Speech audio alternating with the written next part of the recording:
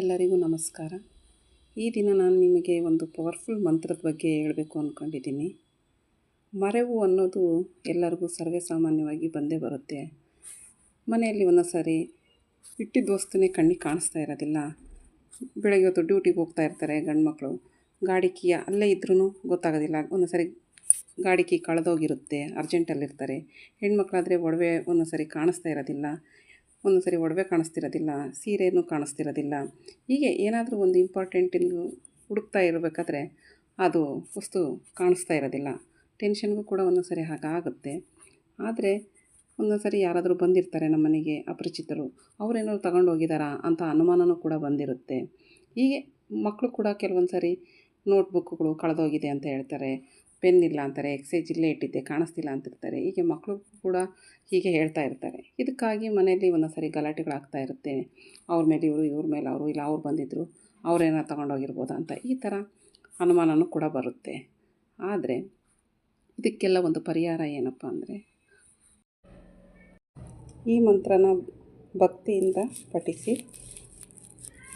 ಕಾರ್ತಿವೀರ್ಯಾರ್ಜುನೋ ನಾಮ ರಾಜ ಬಾಹು ಸಹಸ್ರವಾನ್ ತಸ್ಯ ಸ್ಮರಣ ಮಾತ್ರೇಣ ಗತಂ ನಷ್ಟಂ ಚ ಲಭ್ಯತೆ. ಇನ್ನೊಮ್ಮೆ ಹೇಳ್ತೀನಿ. ಕಾರ್ತಿವೀರ್ಯಾರ್ಜುನೋ ನಾಮ ರಾಜ ಬಾಹು ಸಹಸ್ರವಾನ್ ತಸ್ಯ ಸ್ಮರಣ ಮಾತ್ರೇನ ಗತಂ ನಷ್ಟಂ ಚ ಲಭ್ಯತೆ. ಇದನ್ನು ಪಠಿಸೋದ್ರಿಂದ ನಿಮಗೆ ಕಳೆದೋಗಿದ್ದು ಮತ್ತೆ ಸಿಗುತ್ತೆ. ಅದು ಚಿಕ್ಕ ವಸ್ತು ಆಗಿರ್ಬೋದು, ದೊಡ್ಡ ವಸ್ತು ಆಗಿರ್ಬೋದು. ಈ ಮಂತ್ರನ ನೀವು ಭಕ್ತಿಯಿಂದ ಆ ಕಳೆದೋದ ತಕ್ಷಣವೇ ನೀವು ಮನಸ್ಸಿನಲ್ಲಿ ಈ ಪ್ರೇಯರ್ ಮಾಡ್ಕೋಬೇಕು. ನಂಬಿಕೆಯಿಂದ ಇದನ್ನು ತಪ್ಪಿಲ್ದಂಗೆ ಶುದ್ಧವಾಗಿ ಮಂತ್ರನ ಜಪಿಸ್ಬೇಕು. ಪ್ರತಿದಿನ ಜಪಿಸ್ಬೇಕು. ಅದು ಸಿಗೋವರೆಗೂ ನೀವು ಇದನ್ನು ಪಠನೆ ಮಾಡ್ತಾ ಇರಬೇಕು. ಇದು ತುಂಬ ಪವರ್ಫುಲ್ ಆದ ಮಂತ್ರ. ಅಕಸ್ಮಾತ್ ಯಾರಾದರೂ ಮನೆ ಬಿಟ್ಟು ಹೋಗಿದ್ದರೆ ಅವರು ಕೂಡ ಮತ್ತೆ ಮನೆ ಸೇರ್ಕೋಬೋದು. ಅಕಸ್ಮಾತ್ ಕೆಲಸ ಕಳೆದೋಗಿದ್ದರೆ ನೀವು ಬೇಡ ಕೆಲಸಕ್ಕೆ ಬರಬೇಡ್ರಿ ಅಂತ ಒಂದೊಂದು ಸಾರಿ ಹೇಳ್ತಿರ್ತಾರೆ. ಆ ಥರ ಆಗಿದ್ದರೂ ಕೂಡ ನಿಮಗೆ ಕೆಲಸಕ್ಕೆ ಕರೀತಾರೆ.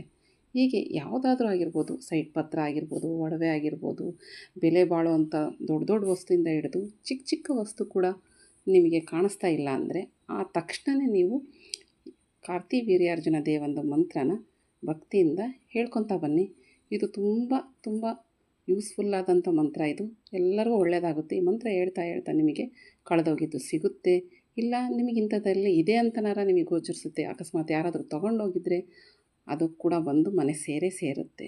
ಅಷ್ಟು ಶಕ್ತಿಶಾಲಿಯಾದ ಮಂತ್ರ. ಇದನ್ನು ದಯವಿಟ್ಟು ಎಲ್ಲರೂ ಇದನ್ನು ಮಾಡಿ ಉಪಯೋಗ ಪಡ್ಕೊಳ್ಳಿ. ನಂಬಿಕೆ ಇಟ್ಟು ಭಕ್ತಿಯಿಂದ ಮಾಡಬೇಕು.